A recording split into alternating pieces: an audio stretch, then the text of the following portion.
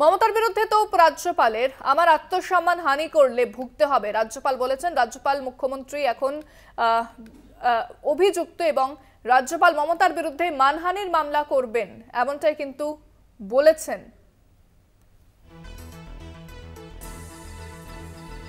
মমতার বিরুদ্ধে তো রাজ্যপালের আমার আত্মসম্মান হানি করলে ভুগতে হবে এমনটাই কিন্তু হুঁশিয়ারি দিয়েছেন রাজ্যপাল। ফোনে রয়েছেন প্রতিনিধি রিনা কুমার। রিনা, ঠিক কি বলেছেন রাজ্যপালের বিষয়ে?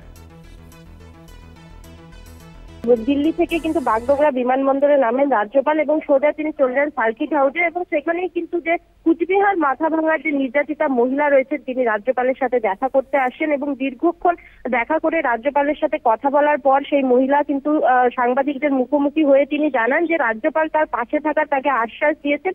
পাশাপাশি মমতা পুলিশ ও মমতা বন্দ্যোপাধ্যায়ের ওপর কিন্তু ভরসা হারাচ্ছেন তিনি, এমনটাই তিনি জানান। পাশাপাশি এদিন রাজ্যপাল সোজাসুজি আক্রমণ করেন মুখ্যমন্ত্রী মমতা বন্দ্যোপাধ্যায়কে। তিনি জানান যে বাংলার রাজ্য সরকার হিংসাকে বারংবার করে প্রশ্রয় দিচ্ছে, বারবার করে দুষ্কৃতের সমর্থন করছেন রাজ্য সরকার। পাশাপাশি মমতা বন্দ্যোপাধ্যায়ের বিরুদ্ধে মানহানির মামলা করবেন বলেও কিন্তু এদিন জানান রাজ্যপাল সিভি আনন্দ বোস। ধন্যবাদ রিনা। কথা বললাম প্রতিনিধি রিনা কুমারের সঙ্গে। কি বলেছেন রাজ্যপাল শোনাব আপনাদের। Anyone who attacks my self-respect will have to suffer. She is the accused now. I treat her as an accused as far as this is concerned.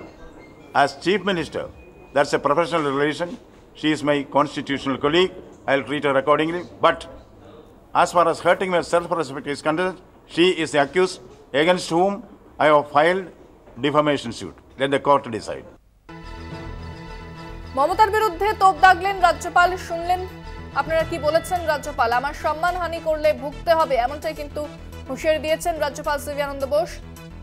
মুখ্যমন্ত্রী এখন অভিযুক্ত এমনটাই বলছেন রাজ্যপাল। মুখ্যমন্ত্রীর বিরুদ্ধে মানহানির মামলা করবেন রাজ্যপাল। আত্মসম্মানহানি করলে ভুগতে হবে এমনটাই কিন্তু হুঁশিয়ারি দিয়েছেন রাজ্যপাল সিভি আনন্দ বোস।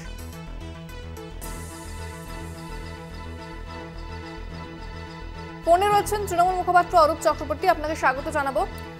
রাজ্যপাল তিনি বলেছেন যে তার আত্মসম্মান হানি করলে ভুগতে হবে এবং মুখ্যমন্ত্রীকে সরাসরি হুঁশিয়ারি দিয়েছেন রাজ্যপাল। কি বলবেন এ বিষয়ে? দেখুন, মানহানি তার হয় যার মান সম্মান অবশিষ্ট থাকে, যার বিরুদ্ধে তার কন্যা সময় একজন মহিলা যৌন নির্যাতন এবং শ্লীলতাহানির অভিযোগ করেন, তার মান সম্মান বলে আর কিছু থাকে না। দোকান কাটাদের কোনো মান সম্মান থাকে না। এর আগে দিল্লিতে 2023 সালে দিল্লির তাজ হোটেলে একজন ওড়িশি নৃত্যশিল্পী যে অভিযোগ করেছিলেন, সেই অভিযোগের নিষ্পত্তি এখনো হয়নি। উনি সাংবিধানিক সুরক্ষা কবচের তলায় থেকে উনি ভাবছেন একের পর এক মহিলাকে এই ধরনের নোংরামি করে যাবেন আর ওনার মান সম্মান নিয়ে টানাটানি করবেন, এটা তো হতে পারে না। মানহানি তার হয় যার মান এবং সম্মান দুটোই থাকে। যে মান এবং হুঁশ থাকে তাকে মানুষ বলে। ওনার মানও নেই, ওনার কোনো হুঁশও নেই, তাই জন্য উনি এরকম বিকৃত কথাবার্তা বলে যাচ্ছেন। ওর কথায় বাংলার মানুষ কোনো গুরুত্ব দেয় না। বাংলার মানুষের ট্যাক্সের টাকায় সাদা হাতি পুষে রেখেছে রাজ্য সরকার। 1 টাকার বিনিময়ে রাজভবনের ওই রকম বিশাল প্রাসাদোপম ভবনে থেকে যাচ্ছেন, বাংলার মানুষের অর্থ ধ্বংস করছেন, বাংলার মানুষের কষ্টার্জিত ট্যাক্সের টাকাকে ধ্বংস করছেন। আমার মনে যেটুকু সুবুদ্ধির উদয় হচ্ছে, যদি ওনার যদি মাথায় বিন্দুমাত্র সুবুদ্ধির উদয় হয়, তাহলে অবিলম্বে তিনি রাজ্য ছেড়ে চলে যান। রাজ্যের মহিলাদের নিশ্চিন্ত শান্তিতে থাকবেন।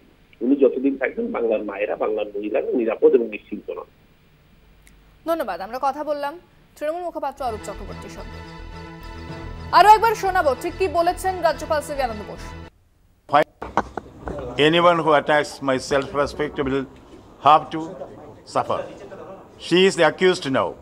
I treat her as an accused as far as this is concerned. As Chief Minister, that's a professional relation. She is my constitutional colleague.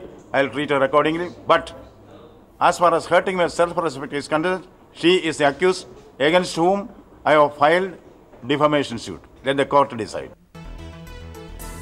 আপনারা শুনলেন রাজ্যপাল ঠিক কি বলেছেন যে মানহানির মামলা করবেন রাজ্যপাল সিভি আনন্দ বোস এমনটাই কিন্তু বলেছেন। মুখ্যমন্ত্রী মমতা বন্দ্যোপাধ্যায়ের বিরুদ্ধে তোপ দেখেছেন তিনি যে আত্মসম্মান হানি করলে ভুগতে হবে এমনটাই হুঁশিয়ারি দিয়েছেন রাজ্যপাল সিভি আনন্দ বোস। মুখ্যমন্ত্রী এখন অভিযুক্ত তিনি এমনটাই মন্তব্য করেছেন।